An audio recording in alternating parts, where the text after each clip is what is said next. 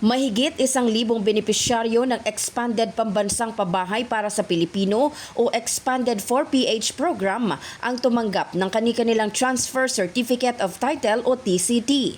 Sa press briefing sa Malacanang, sinabi ni Palace Press Officer Claire Castro na kabilang sa mga nabigyan ng titulo ang mahigit 200 miyembro ng San Isidro Labrador Homeowners Association at mahigit 800 benepisyaryo mula sa sitio Santo Niño sa Antipolo. Ayon kay Castro, ilan sa mga benepisyaryo ay mahigit 25 taon nang naghihintay na magkaroon ng sariling titulo ng lupa na anyay patunay ng unti-unting pagtupad ng pamahalaan sa pangarap ng mga pamilyang mabigyan ng seguridad sa kanilang paninirahan.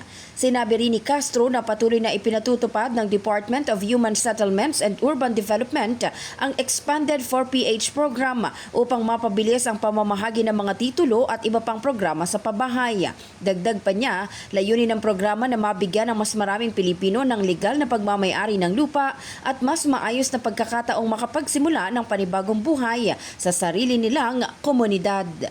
Pangarap lang noon pero realidad na ngayon.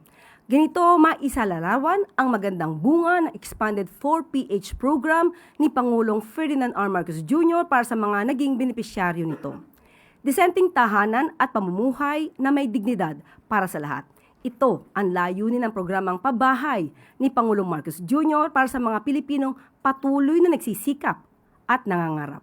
In the heart of changing lives, ako si Brigada Maricar Saragan ng 15.1 Brigada News FM Manila, The Music and News Authority.